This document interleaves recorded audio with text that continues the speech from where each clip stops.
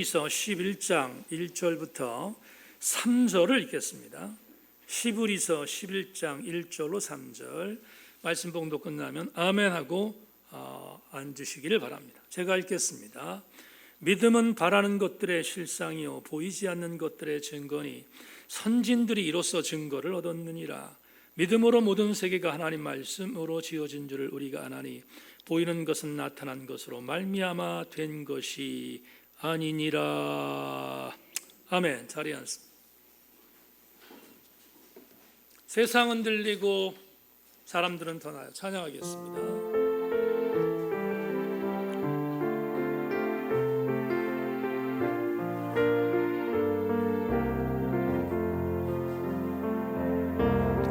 세상은 들리고 사람들은 변하여도 나는 주를 섬기리. 주님의 사랑은 영원히 변하지 않네. 나는 주를 신뢰. 아멘 아멘. 오직 믿음으로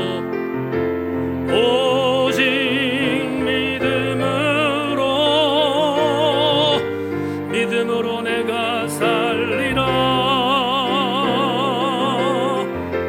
오직 믿음으로 내가 믿음은 들리고 사람은 주를 떠나도 믿음은 들리고 사람들 주를 떠나도 나는 주를 섬기리. 주님의 나라는 영원히 쇠하지 않네. 나는 주를 아멘 아멘. 오직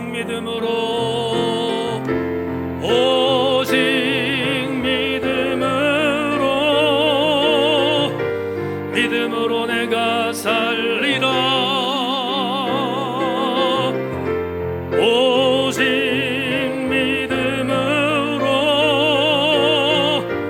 믿음으로 내가 오직 의인은 오직 의인은 믿음으로 말미암아 살리라. 오직 의인은 믿음으로 말미암아 살리라. 하나님, 오늘 말씀 나누기에 앞서서 이 사양 드렸습니다.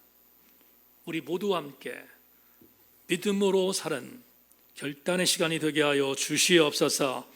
하나님이 함께 하실 것을 믿고 예수 그리스도의 이름으로 기도합니다. 아멘. 오늘 여러분과 나눌 말씀의 제목은 믿음은 이란 제목을 갖고 말씀의 은혜를 나누겠습니다. 한 번 더 인사하겠습니다. 말씀에 기대를 거십시다. 인사합시다. 말씀에 기대를 거십시다.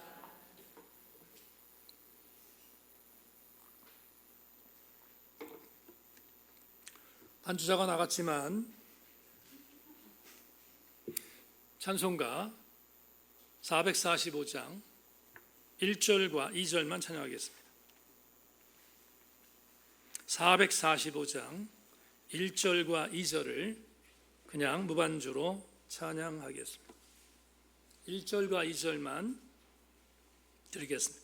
대산을 넘어 엄곡에 가도 빛 가운데로 걸어가며 주께서 항상 지키시기로 약속한 말씀 변치 않. 캄캄한 밤에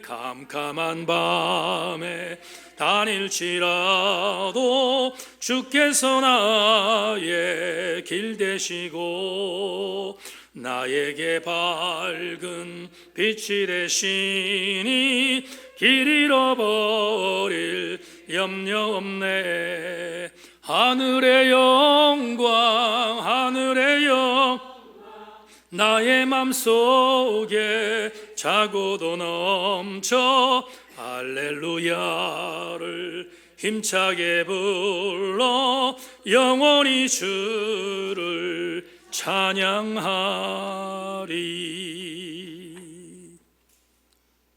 아멘.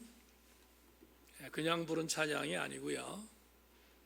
우리 찬양 부르면서 여러분 익숙한 찬양이니까 행복하게 찬양하셨을 줄 아는데 이제 여러분에게 묻겠습니다. 찬양을 불렀으니까 묻겠습니다. 1절, 2절 태산을 넘어 언곡에 가도 빛 가운데로 걸어가면 주께서 항상 지키시기로 약속한 말씀 변치 않네. 캄캄한 밤에 다닐지라도 주께서 나의 길 되시고 나에게 밝은 빛이 되시니 길 잃어버릴 염려 없네. 묻겠습니다. 정말로 이렇게 사십니까? 여러분들은 지금 찬송가 445장 1절과 2절을 불렀는데 이 가사를 믿고 부르셨습니까? 찬양 부를 때 기분 좋았는데 담임 목사가 불어보니까 얼굴 찡그리는 분이 계실 줄 아는데 다시 한 번만 곱씹고 다짐해 보십시다.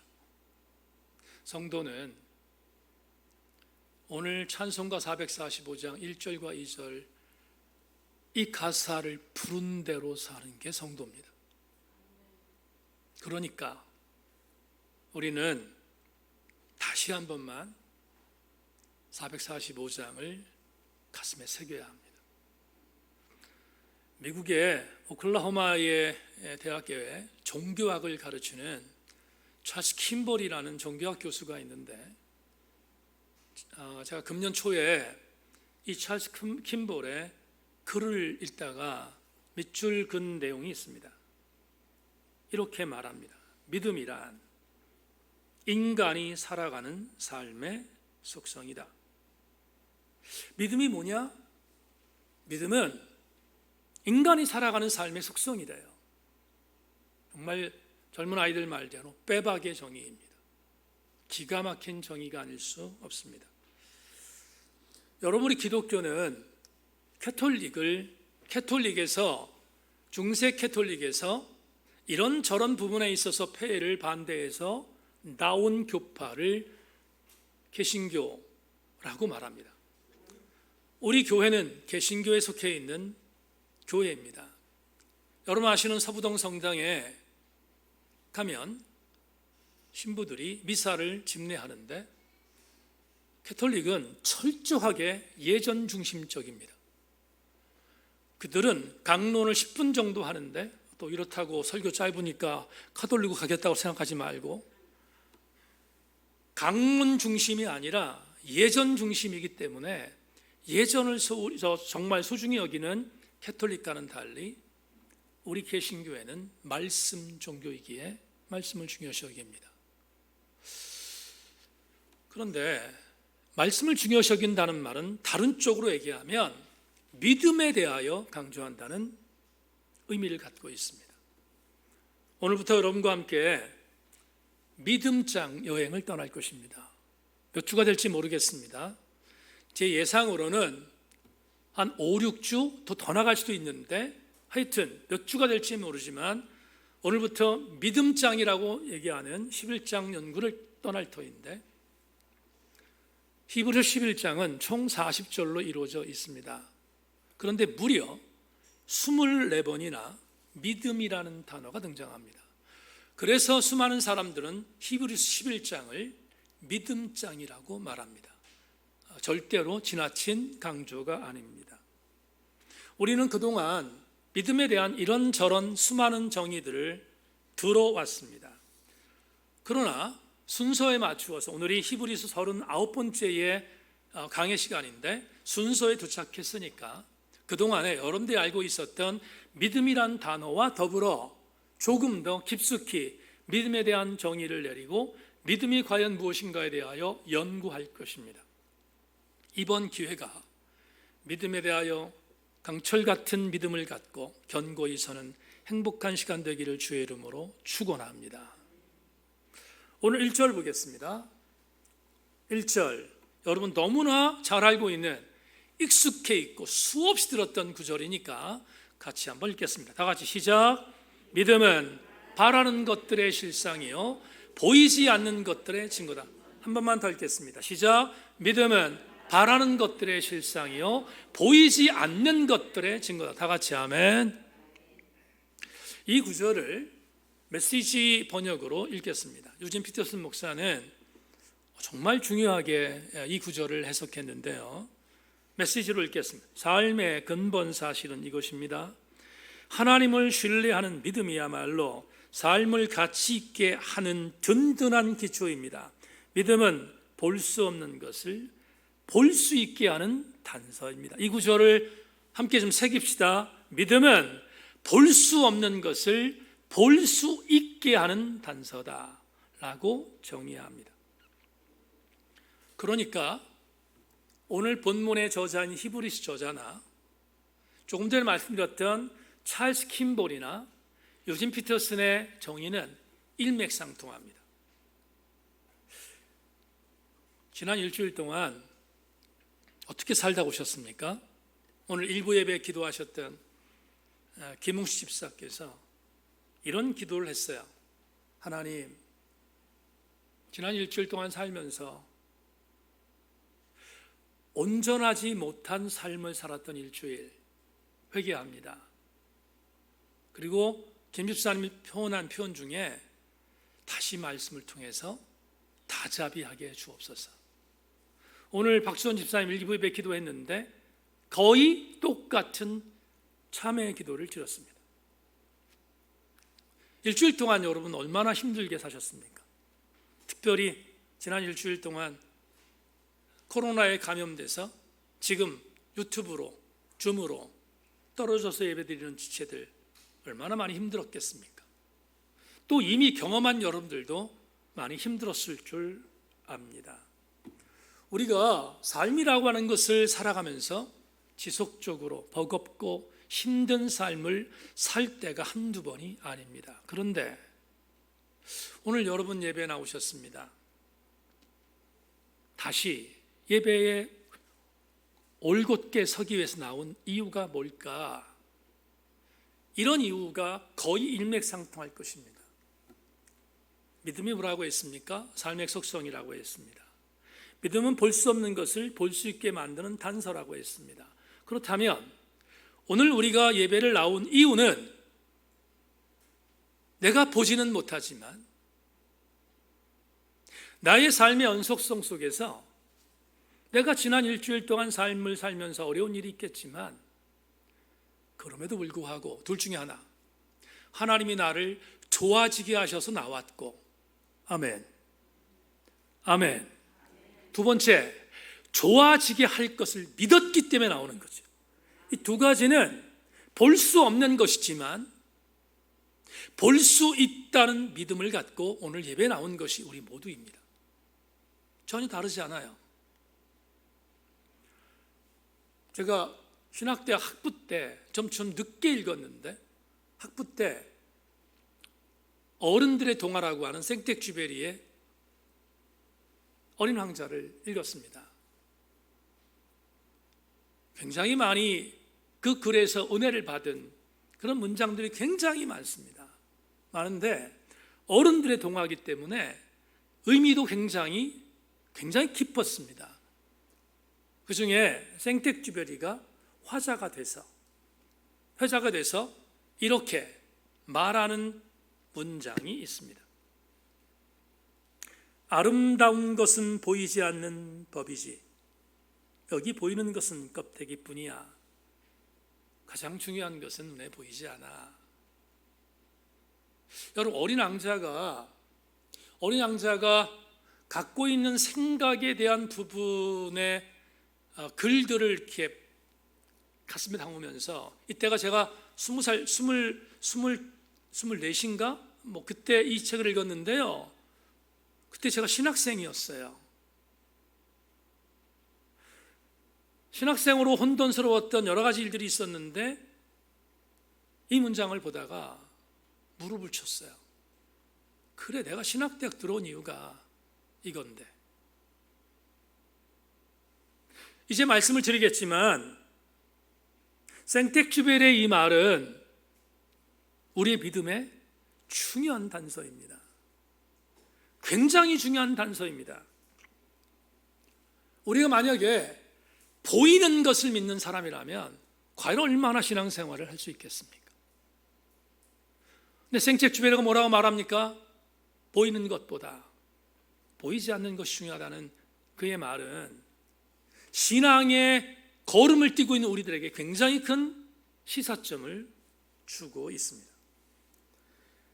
오늘 히브리 저자가 1절 시작하면서 이렇게 말합니다. 믿음은 바라는 것들의 실상이요 보이지 않는 것들의 증거다, 이렇게 말하고 있잖아요. 보이지 않는 것들의 증거. 그러면 여러분, 보이지 않는 것들의 증거를 산 사람들이 누구죠? 누구예요? 오늘 우리들일 수 있겠지만 히브리서 본문 텍스트를 놓고 볼 때 보이지 않는 것들의 증거로 살아간 사람들은 여러분 2절에 있어요.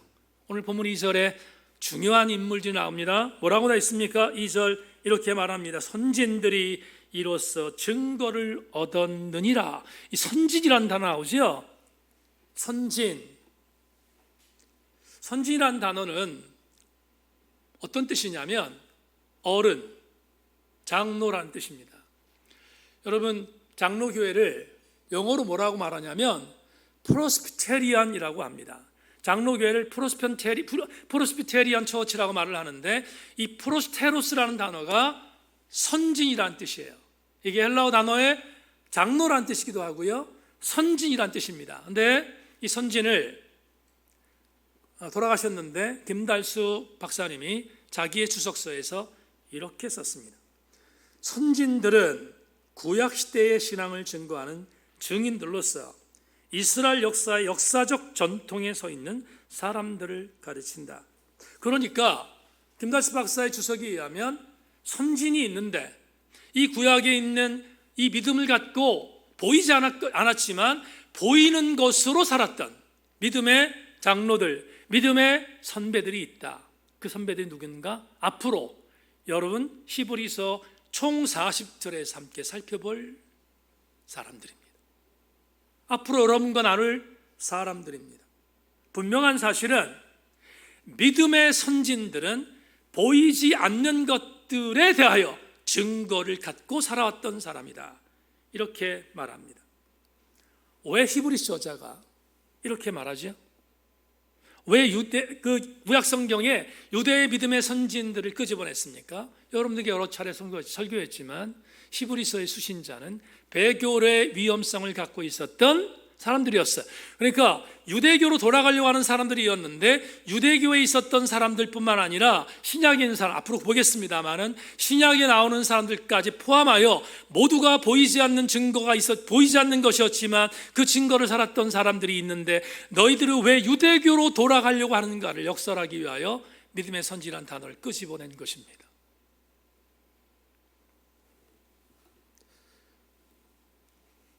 이 절에 믿음의 선진들이 가졌던 증거, 이 증거가 뭐냐? 그게 오늘 마지막 3절에 있습니다. 3절은 오늘 설교에 정말 중요한 레마를 줄 수 있는 주제절입니다. 3절 보겠습니다. 믿음으로 모든 세계가 하나님 말씀으로 지어진 줄을 우리가 아나니 보이는 것은 나타난 것으로 말미암아 된 것이 아니니라. 다시 한 번만, 믿음으로 모든 세계가 하나님의 말씀으로 지어진 줄을 우리가 아나니 보이는 것은 나타난 것으로 말미암아 된 것이 아니니라 그랬어요. 여러분, 이 3절을 제가 거꾸로 해석하겠습니다.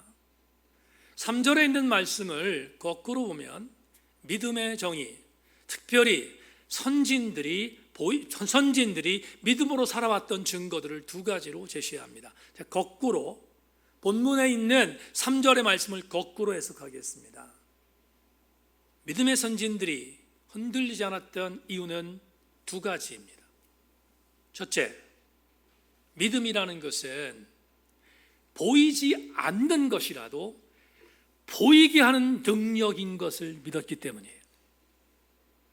무슨 말인지 성경의 내용을 하나 소개하겠습니다. 고린도후서 4장 7절을 유명한 구절인데 여러분들에게 읽어드리겠습니다. 자막 보십시오. 우리가 이 보배를 질그릇에 가졌으니 이는 심히 큰 능력은 하나님께 있고 우리에게 있지 아니함을 알게 하려 함이라. 다 같이 아멘. 자, 이 구절을 좀 더 설명하겠습니다. 여러분, 사도 바울이 고린도 교회 편지하는 네 번째 편지에서 하나의 비유를 들었습니다. 이런 비유입니다. 여러분과 저는 질그릇입니다. 질그릇은 좋은 그릇 아니에요. 막 쓰는 그릇입니다. 여러분과 저는 질그릇입니다.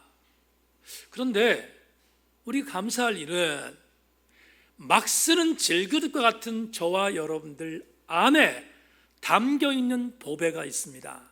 그 보배는 바로 예수 그리스도이십니다 라고 말합니다. 사도 바울이 이렇게 말하면서 중요한 단서를 남깁니다. 우리가 이 보배를 질그릇에 가졌는데 이렇게 말해요. 이는 심히 큰 능력은 하나님께 있고 우리에게 있지 아니함을 알게 하려 하는 것입니다. 이렇게 말해요. 그러면 한번 생각해 보십시다. 제가 2부에 원고는 그렇게 안 썼는데 1부 예배 때 싸늘해서 바꿨어요. 이렇게 여러분들 예를 들었더니 안 되겠더라고요. 저를 예를 들겠습니다. 성도들이 그래서 얼굴이 퍼졌는데 오늘 2부 때도 그렇게 말씀을 드리겠습니다. 여기 이 목사가 있습니다. 여러분, 밖으로 나가면 이강동 목사보다 실력 뛰어나고 얼굴 잘생기고 그리고 출신 성분 좋고 뭐 등등등 뭐 이렇게 말합시다. 그런 자들이 있습니까? 없습니까? 나도 알아, 있는 거 있어요. 그냥 있는 게 아니고요. 지천에 깔려 있습니다. 얼마나 많은지 모릅니다. 그런데 이상합니다.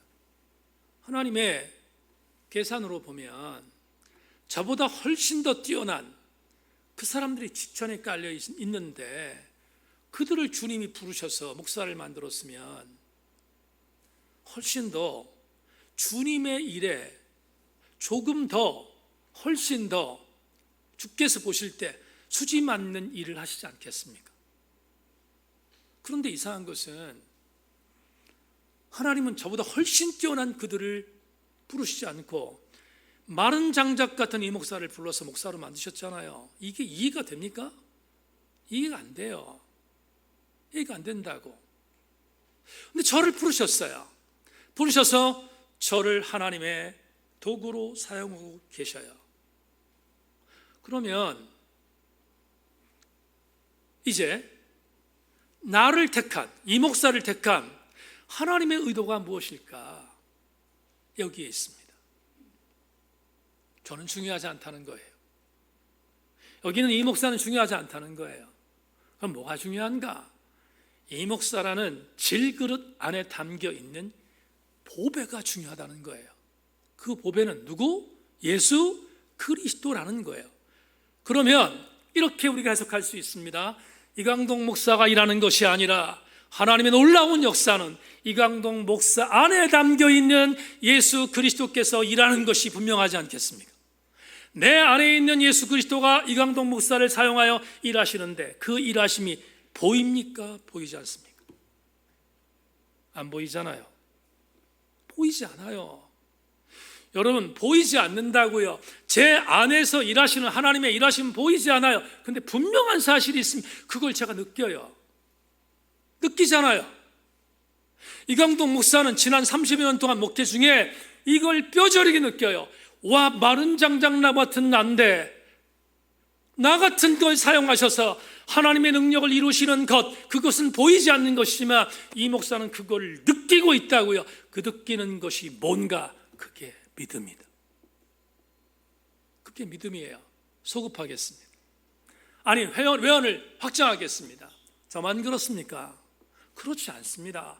오늘 예배 나오신 교우 여러분, 지난 세월 동안 수없이 넘어지고 쓰러지고 자빠져도 여러분들이 하나님의 은혜 안에 온전히 서서 지금까지 신앙에 이탈되지 않고 하나님의 사람으로 설 수 있었던 이유는 뭐냐 하면 여러분 안에서 역사하시는 보배로우신 예수 그리스도의 일하심 때문이에요.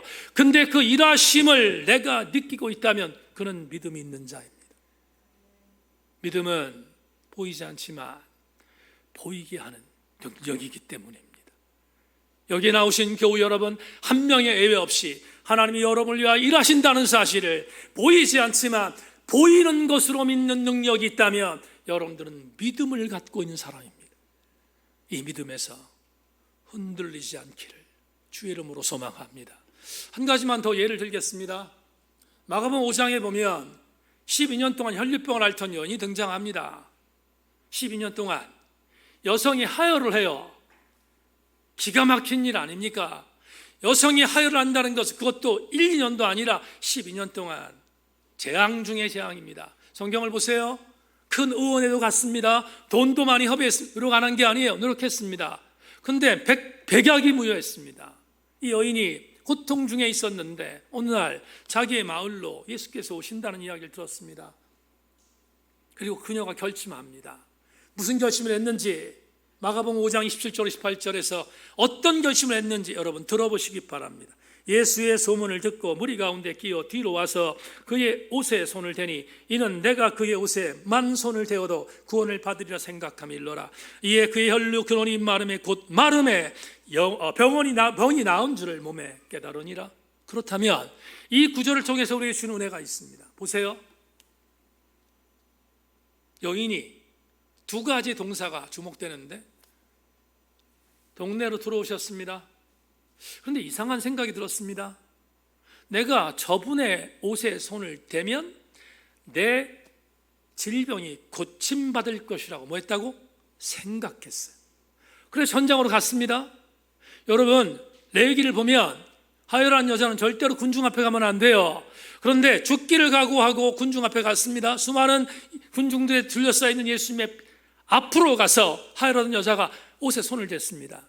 마가복음 기자가 뭐라고 말합니까? 그의 혈류가 곧 마름에 병이 나은 줄을 몸에 깨달았다. 그렇다면 두 가지 동사에 주목합시다. 생각함과 깨달음이 뭘까? 생각함과 깨달음 눈에 보입니까? 안 보입니다. 보이지 않습니다. 그런데 주님에게 가서 손을 대면 나을 것이라는 생각, 진짜 손을 댔더니 나았어요. 그걸 느꼈다고요. 두 가지 동사가 이 여인에게 있었습니다. 그러면 이 여인이 갖고 있었던 생각과 깨달음은 보이지 않지만 이것을 이렇게 정의할 수 있습니다. 이것이 바로 그녀가 갖고 있었던 뭐라고요? 믿음이었다. 첫 번째 레마는 이렇게 말할 수 있습니다. 믿음이란 보이지 않아도 보이게 하는 능력이다. 여러분 지난 세월 동안 이 능력을 경험하고 여기까지 오시지 않았습니까? 왜 히브리서 저자는 오늘 3절 후반절에서 히브리서 저자가 3절 후반절에서 보이는 것은 나타난 것으로 말미암아 된 것이 아니니라 그랬잖아요. 여러분 이것을 공동번역에서 이렇게 표현합니다. 우리의 눈에 보이는 것이 보이지 않는 것으로 나왔다는 것을 압니다. 이걸 히브리 저자가 오늘 우리에게 말하고 있잖아요. 그래요. 그러면 바울이 정말 이 히브리 저자가 어떻게 이런 엄청난 신비로운 말씀을 전했는가? 히브리 저자의 멘토는 바울이라고 했습니다. 바울이 고린도 교회에 보내는 편지에서 이렇게 말하잖아요. 고린도후서 4장 17절 18절 우리가 잠시 받는 환난에 경한 것이 지극히 크고 영원한 영광에 중한 것을 우리에게 이루게 함이니 우리가 주목하는 것은 보이는 것이 아니요 보이지 않는 것이니 보이는 것은 잠깐이요 보이지 않는 것은 영원함이라. 생텍쥐베리의 고백처럼 정말 믿음이 뭘까? 믿음은 보이지 않는 것을 보이게 하는 능력인 것을 확신하고 그 산 증인들이 믿음의 선진인뿐만 아니라 오늘 이강록 목사도 여러분들 확신하며 이 믿음이 앞으로 나에게 지속될 것을 기억하며 믿음에 손들리지 아니하는 우리 모두가 되기를 주의 이름으로 축원합니다. 두 번째, 믿음이 뭘까?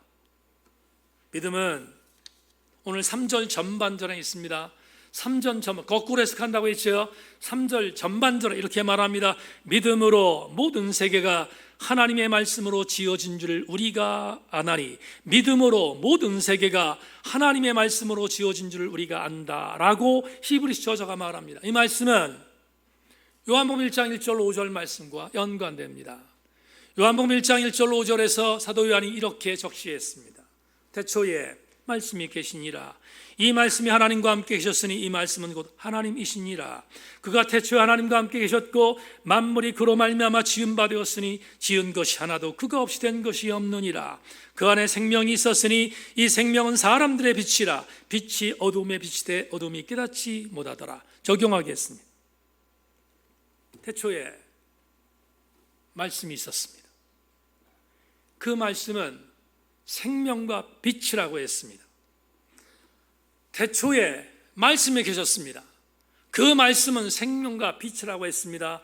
결국 그 말씀은 우리에게 빛을 비춰주며 우리에게 생명을 준 생명력이 있는 것입니다. 말씀은 태초에 있었습니다.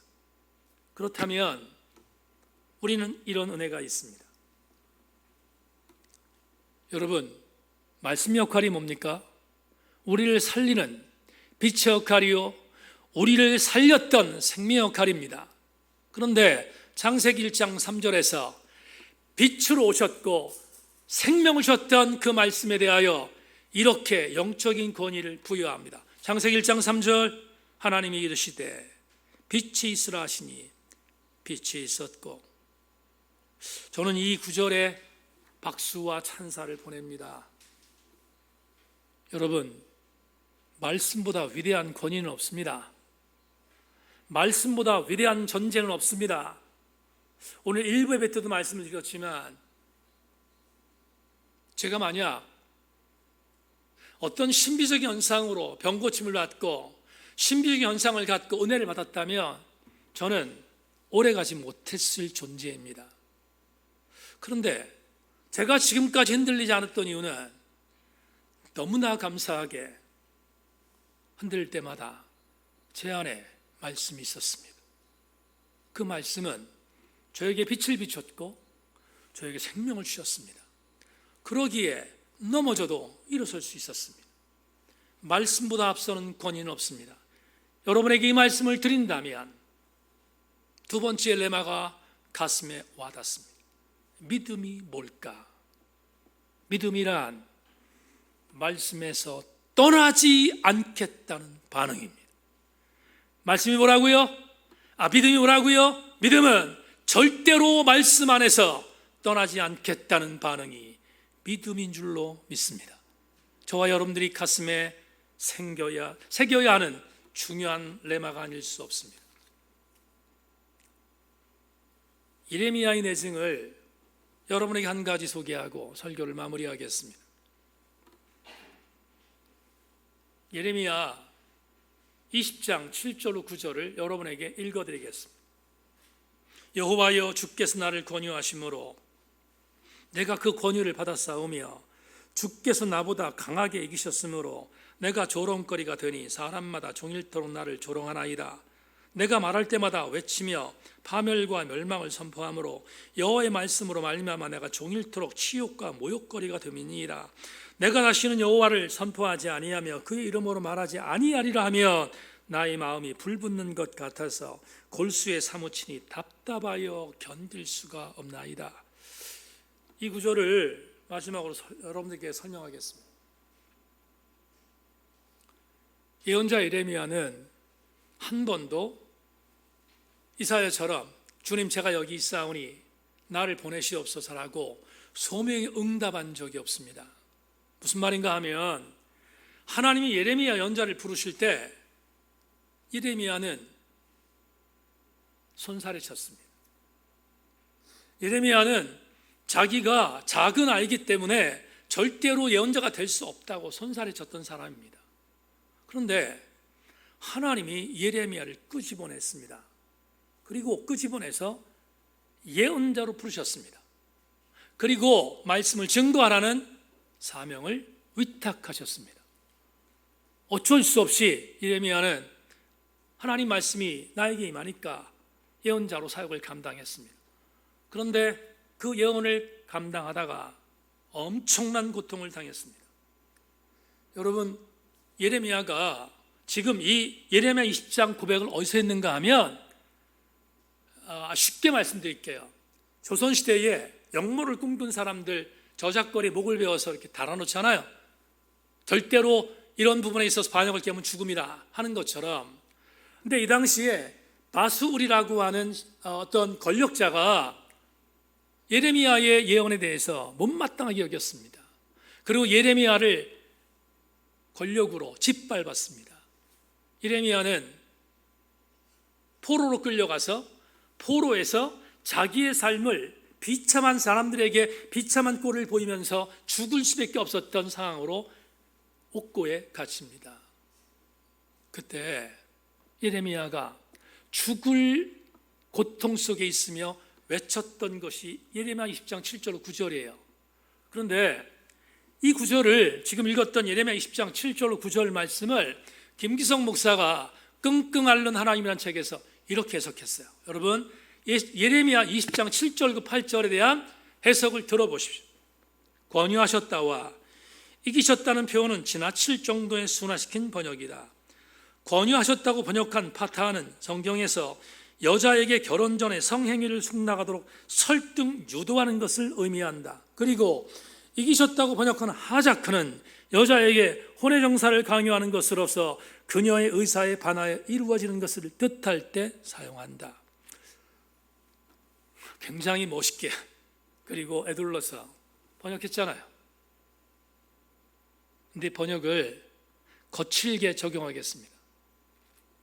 하나님, 나 지금 죽을 고통이 있습니다. 사람들이 나를 모욕하고 나에게 수치를 던지고 있습니다. 보세요, 내가 지금 사람들 앞에 모욕거리가 되고 있습니다. 그러면서 이렇게 말하는 거예요. 하나님, 내가 이 꼴 당하려고 예언자가 됐습니까? 내가 언제 예언자가 된다고 했습니까? 하나님이 나를 이끌어냈잖아요. 근데 오늘 20장 7절 9절 말씀을 김기성 목사의 말대로 그대로 표현하면 이런 거예요. 하나님, 나에게 강간하셨잖아요. 나를 강간하셨잖아요, 하나님께서. 그래서 나를 이렇게 폭력으로 예언자 되게 만드셨는데 나에게 좋은 건 주지 못할 망정 이 꼬라지를 당하게 합니까? 하나님, 책임지세요. 그렇게 지금 항변하는 게 20장 7절과 8절의 말씀이에요. 당신이 나를 폭력으로 예언자 되게 했으니까 책임져야 되지 않습니까? 그러면서 이렇게 말합니다. 내가 이런 강간을 당했고 이런 폭력을 당했으니까 다시는 당신의 말씀을 증거하지 않겠습니다. 내가 당신의 말씀을 손절하겠습니다. 안 하겠습니다. 이렇게 고백한 게 20장 7절과 8절의 고백이에요. 그런데 8절에서 끝나지 않아요. 20장 9절이 있어요. 20장 9절에서 예레미야는 분명히 내가 다시는 주의 말씀을 전하지 않겠다고 각오했는데 20장 9절 내가 다시는 여호와를 선포하지 아니하며 그의 이름으로 말하지 아니하라 하며 나의 마음이 불붙는 것 같아서 골수에 사무치니 답답하여 견딜 수 없나이다. 김기성 목사의 이어지는 해석으로 마무리하겠습니다. 예레미야에게 달콤한 시간은 지나갔고 소태처럼 쓴 시간이 다가왔다. 대중들의 귀에 단 말을 했더라면 이런 괴로움은 없었을 것이다. 파멸과 멸망을 예고하자 사람들은 벌떼처럼 일어나 그를 조롱하고 박해했다. 그래서는 그는 다시는 여호와의 이름으로 말하지 않겠다고 다짐했다. 여호와의 말로 인해 빚어진 현실이니 그 말을 더 이상 입에 담지 않으면 괴로움의 시간도 지나가지 않겠는가. 하지만 그는 입을 다물고 있을 수 없었다. 그 다음 문장 보십시오. 그의 마음이 불붙는 것 같아서 골수에 사무쳐 답답하여 견딜 수 없기 때문이었다. 이것이 말씀에 사로잡힌 자의 운명이다. 예언자란 가슴에 불이 붙은 사람이다. 하나님 마음에 사로잡힌 자는 외치지 않을 수 없다. 김기성 목사의 문장의 성숙에서 제 마음을 타격했던 것은 이것입니다. 이것이 말씀 사로잡힌 자의 운명이다.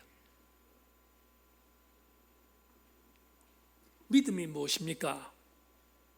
믿음은 말씀에 사로잡힌 자들이 말씀에서 떠나지 않겠다는 반응이 믿음입니다. 이 부에 나오신 교우 여러분,